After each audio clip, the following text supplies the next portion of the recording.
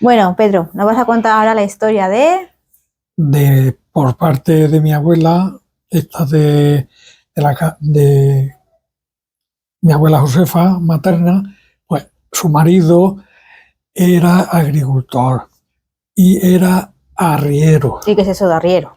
Pues los arrieros eran como comerciantes que iban de un pueblo a otro a llevar géneros de un lado a otro. Eso eran arrieros. ¿Y qué género llevaba? ¿Frutas solamente o más cosas? Llevaba más bien hortalizas de la huerta, patatas, cebolla, ajo y todas las clases de verduras, de espinacas, de todo.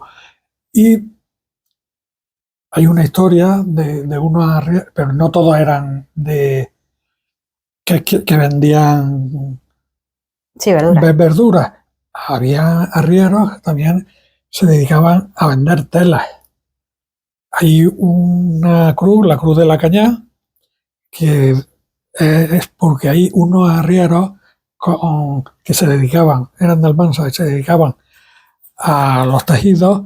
Cuando se iban de vuelta, va una riada y lo ahogó, y entre el fango encontraron al padre y al hijo muertos abrazados. Y por eso hay la Cruz de la Cañada. ¿Eso es donde está la agrícola? Está en la misma... Eso de la agrícola. Bueno, pues esos son arrieros, se dedicaban a eso. Y mi abuelo, pues, de lo que él criaba, de lo que criaba su hermana en el huerto, y compraba manzanas, que en la noche le sacaban brillo, las colocaba en banastas, con todos los rojicos, los demás vistas para arriba, y cargaban el carro, y por la mañana temprano, pues se iban. Él hacía en Monóvar y en Pinoso. Iba. Y tenía un caballo muy nervioso. Y cargaba en el carro, y cuando ya estaba cargado, entonces enganchaba el animal y salía corriendo. Y salía corriendo por la corredera y le ganaba todo. Cuando iba muy cargado, porque normalmente no, pero hay a veces que iba muy cargado. Claro, tenía que aprovechar los viajes. No, porque es que no solamente se vendía en el mercadillo, porque habían personas o había gente de finca y eso, y venían y compraban un saco de patatas o un saco de cebolla, todo. O sea que no solamente era al por menor, sino también al por mayor. Y también compraba. Él compraba de la finca que iba a llevar eso, veía algo, pues también lo compraba y se lo traía para hacer luego más mercado. Y fíjate, si lo cargaban mucho, cuando subían por Sar la cuesta para ir hacia el Damonova, que es donde está el hospital, lo alto. Sí, que hay una buena cuesta ahí. Y una buena cuesta, pues la caballería no podía. Entonces, ¿qué hacía? Bajaba la mitad del género bajo de la cuesta. Subía con esa mitad del género, que ya podía la caballería, hasta arriba. Cuando llegaba arriba, descargaba el género restante. Y se bajaba con el carro vacío, cargaba el medio carro que había dejado y ya lo subía otra vez. Y volvía a echar al carro el medio carro que había dejado arriba.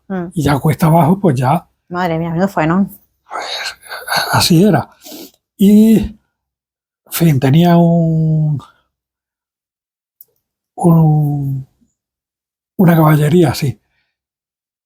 Y un día, pues, resultó que la caballería, pues, se le rebotó y no podía con el...